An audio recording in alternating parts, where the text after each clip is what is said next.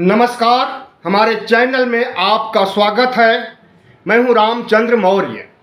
साथियों, विश्व का 8वां आश्चर्य मायावती प्रधानमंत्री नरेंद्र मोदी को झूठा, जुमलेबाज और देश को गुमराह करने वाला प्रधानमंत्री बता रही हैं। भारतीय जनता पार्टी की बी टीम मानी जाने वाली मायावती और बहुजन समाज पार्टी ने जिस तरह से भारतीय जनता पार्टी और एनडीए को ललकारा है और जिस तरह से अपने तेवर को सख्त किया है, उससे क्या ये अनुमान लगाया जा सकता है कि वो इंडिया में आ सकती हैं। फिलहाल अभी इंडिया में आने के लिए कोई संकेत नहीं है, लेकिन उन्हें अपना जनाधार खोने का डर जरूर है। इसलिए मायावती का डर अब दूर हो रहा है, काफूर हो रहा है। और राहुल गांधी ने जिस तरह से डर को भगाओ, नफरत को भगाओ, आगे बढ़ो का मंत्र दिया है पूरे देश को, क्या मायावती सबसे पहली महिला नेता हैं जो उस पर अमल कर रही है।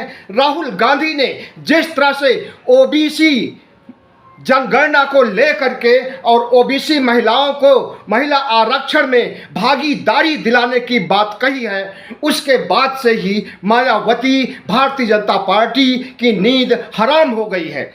यही वजह है कि मायावती को डर सता रहा है कि अगर वह नरेंद्र मोदी के पद चिन्हों पर चलेंगी, मायावती अगर मोदी की बी टीम बन करके रहेंगी, तो उनका बचा खुचा जनाधार भी खत्म हो जाएगा और 2024 के बाद बहुजन समाज पार्टी का अस्तित्व मिट सकता है। इसी डर से मायावती सख्ते में आ गई हैं और उन्हें अब ईडी, सीबीआई, आईटी जितनी भी केंद्रीय एजेंसियां हैं, उनका डर नहीं सता रहा है। और अभी तक इसी डर से वो बैठी हुई थी, राजनीति से संन्यास जैसा ले चुकी थी। भारतीय जनता पार्टी जिस तरह से तमाम क्षेत्रीय दलों को, चाहे वो केसीआर की पार्टी हो, चाहे वो उड़ीसा में नवीन पटनायक की पार्टी हो, चाहे वो मायावती की पार्टी बहुजन समाज पार्टी हो, इन सब को बी टीम बना करके रखा था। लेकिन अब लग रहा है कि भारतीय जनता पार्टी की जितनी भी बी टीम है, सब स्वतंत्र हो जाएंगी और भारतीय जनता पार्टी की जिस तरह से 4-5 राज्यों में हार होने जा रही है और केंद्र में भी हार के संकेत मिल रहे हैं, उससे अब कोई भी पार्टी डरेगी नहीं, क्योंकि अब इनके हाथ में सीबीआई, ईडी, आईटी नहीं रहेगा। और इस समय 5 राज्यों का चुनाव होने वाला है, आसन्न चुनाव है। 1 महीने के अंदर ही 4 राज्यों में अधिसूचना जारी कर दी जाएगी। इसलिए इस समय और अधिसूचना जारी होने के बाद प्रधानमंत्री Narendra Modi CBI, ED, IT का दुरुपयोग नहीं कर सकते हैं नेताओं को परेशान करने के लिए, नेताओं को गिरफ्तार करने के लिए, अपने विरोधियों को सबक सिखाने के लिए। क्योंकि अगर इस समय सीबीआई, ईडी, आईटी का प्रयोग करेंगे तो उसका बुरा असर पड़ेगा भारतीय जनता पार्टी पर।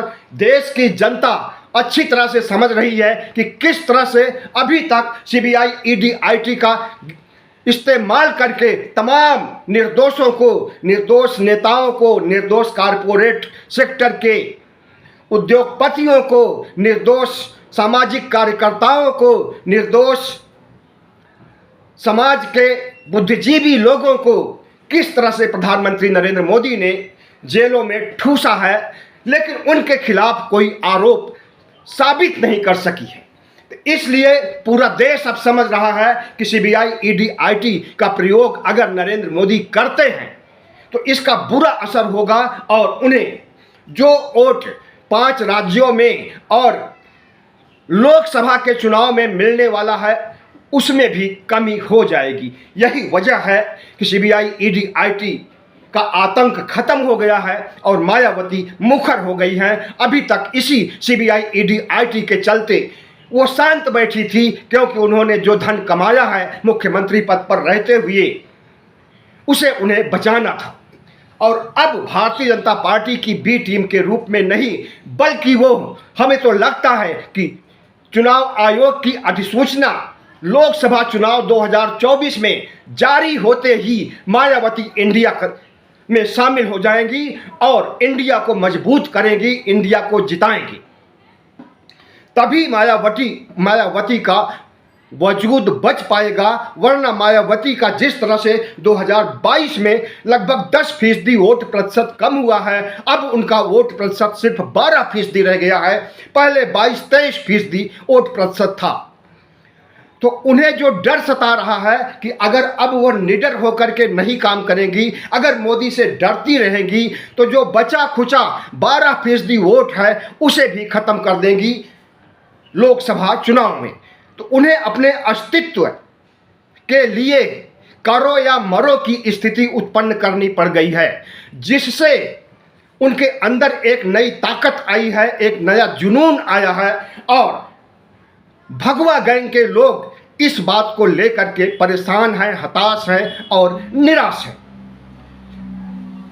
लोग कह रहे हैं कि प्रधानमंत्री नरेंद्र मोदी की यह कूटनीति भी हो सकती है, क्योंकि 2024 के चुनाव में एक पर एक, मतलब कि अगर प्रधानमंत्री का एक लोकसभा सीट का कैंडिडेट होगा तो उसके खिलाफ सिर्फ इंडिया का कैंडिडेट होगा।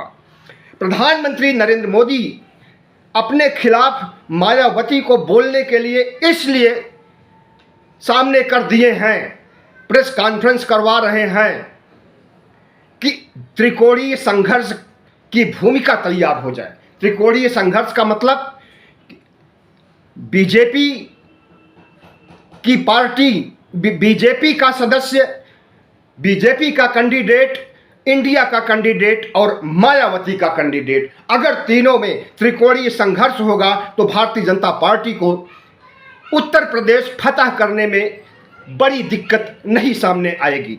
और ऐसे अगर एक पर एक चुनाव होगा तो निश्चित रूप से इंडिया की जीत होगी। और चूंकि उन्हें समाजवादी पार्टी का समर्थन मिला हुआ है और दूसरी पार्टियां जो कि पश्चिमी उत्तर प्रदेश में जयंत चौधरी की पार्टी है, उनका भी समर्थन मिला हुआ है और भी तमाम छोटी पार्टियां हैं, उनका समर्थन मिला हुआ है।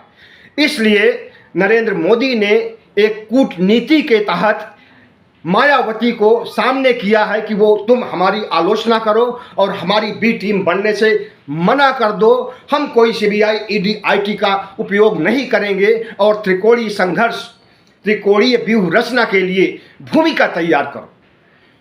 तो बहुत से कयास लगाए जा रहे हैं, लेकिन हमें तो लगता है कि नरेंद्र मोदी की फितरत ऐसी नहीं है कि अपने ही खिलाफ किसी को वो खड़ा करे। अभी तक नरेंद्र मोदी के इतिहास में 2002 से लेकर के 2023 तक उन्होंने कोई ऐसी व्यूह रचना या ऐसी कूटनीतिक तिक्रम उनकी सामने नहीं आई है।